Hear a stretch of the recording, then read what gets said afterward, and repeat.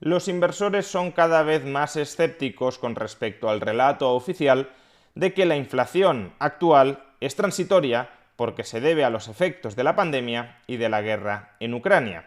Las expectativas de inflación en el mercado están empezando a dispararse y eso provocará inevitablemente subidas de los tipos de interés. Veámoslo.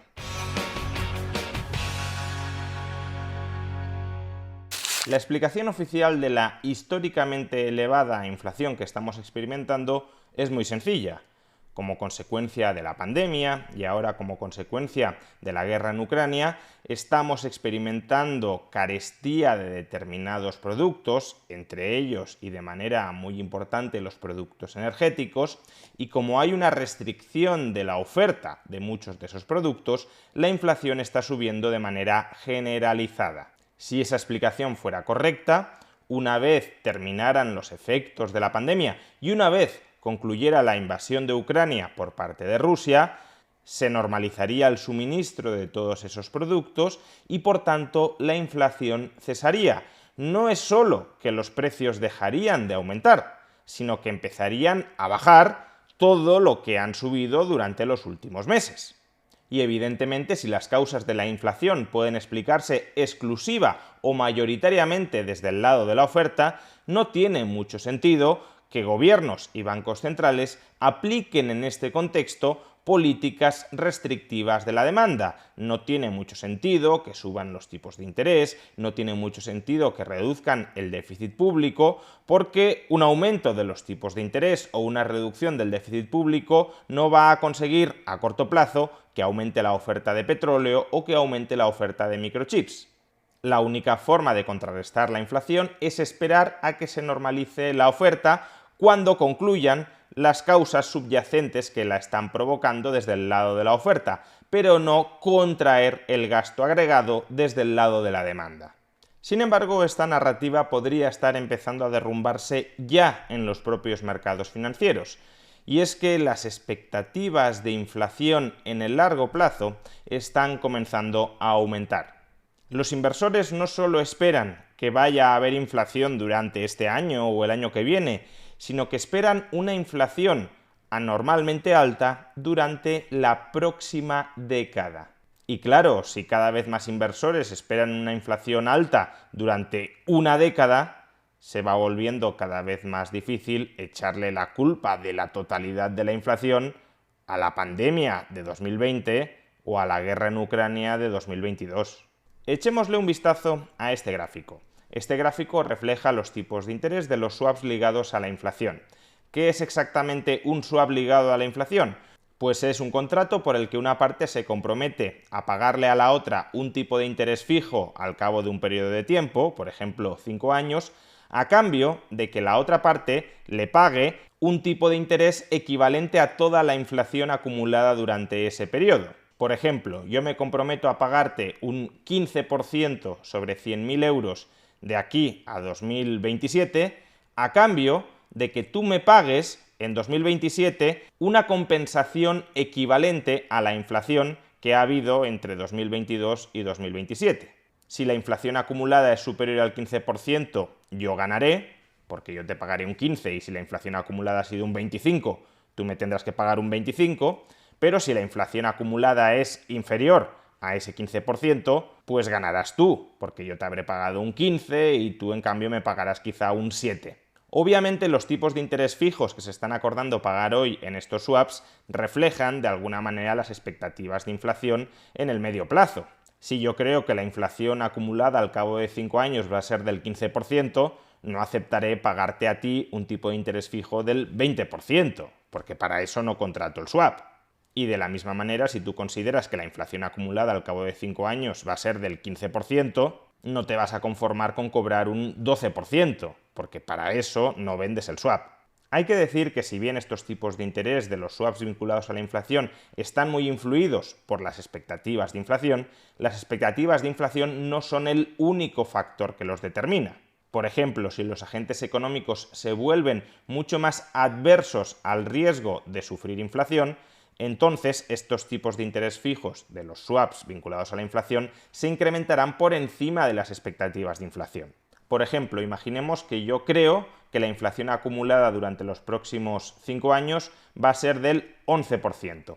Sin embargo, como hay mucha incertidumbre sobre cuál va a ser realmente el nivel de inflación futuro y como estoy muy intranquilo por si la inflación futura va a ser muy alta, entonces a lo mejor acepto pagar un 15% de tipo de interés fijo en el swap para cubrirme frente al riesgo de que la inflación sea más alta de lo que yo estoy esperando ahora mismo. Pero bueno, incluso con este matiz relevante, fijémonos bien cómo están evolucionando los tipos de interés de los swaps vinculados a la inflación durante los últimos meses. La línea roja refleja el tipo de interés promedio pagado en estos swaps vinculados a la inflación durante los próximos 5 años. Es decir, es un proxy para las expectativas de inflación anuales durante los próximos 5 años. Y lo que observamos es que, en promedio, se espera que la inflación media anual sea del 3,5%.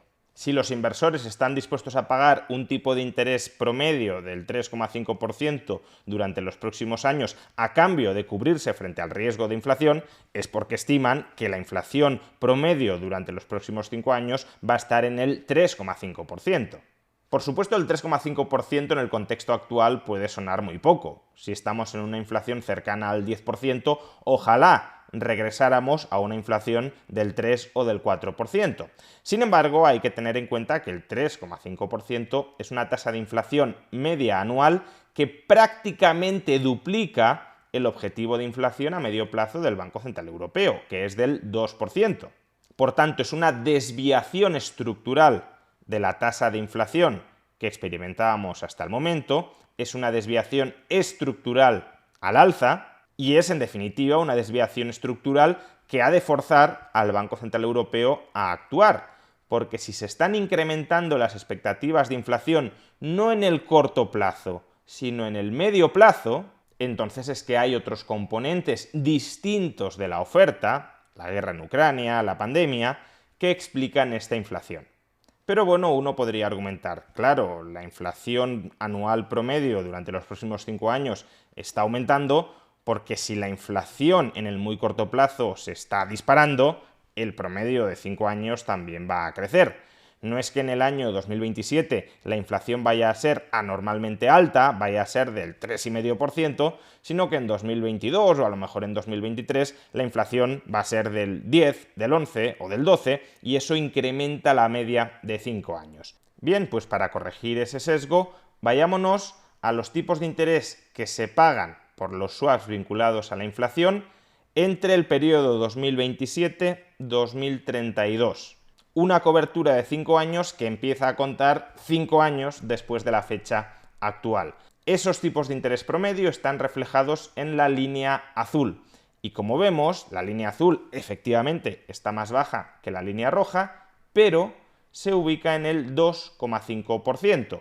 Es decir, un 25% por encima del objetivo de inflación del Banco Central Europeo en el medio y largo plazo.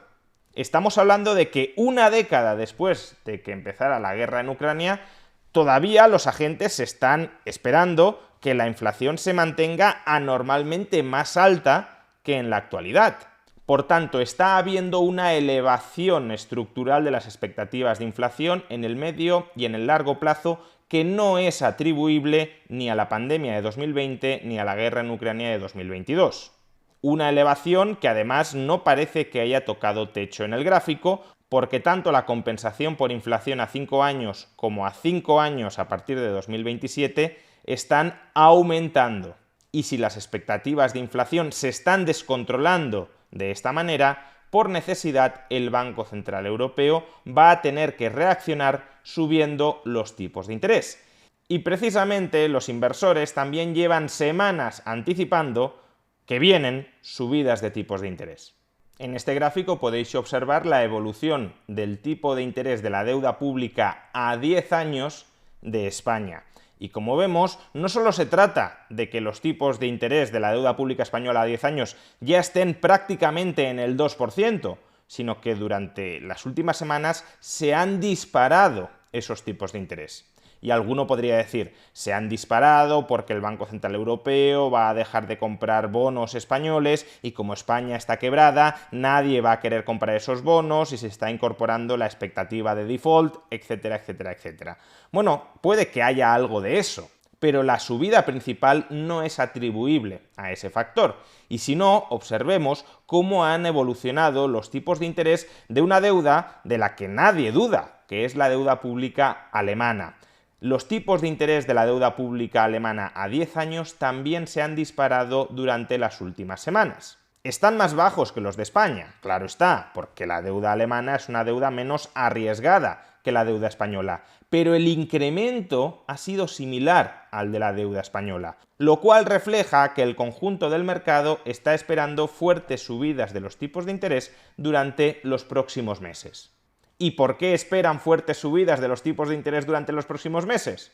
Pues evidentemente porque la inflación está alta, porque no creen que la inflación vaya a remitir sola y porque saben que el Banco Central Europeo, más pronto que tarde, va a tener que reaccionar a esa inflación estructural subiendo agresivamente los tipos de interés. Que no le engañen con el relato que culpa de la totalidad de la inflación a la pandemia o a la guerra en Ucrania. Las expectativas de inflación en el medio-largo plazo se están descontrolando y eso hace cada vez más inaplazables subidas de tipos de interés. ¿Subidas de tipos de interés para qué? Para poner coto al exceso de gasto agregado que durante los últimos años han promovido las políticas fiscales y las políticas monetarias expansivas.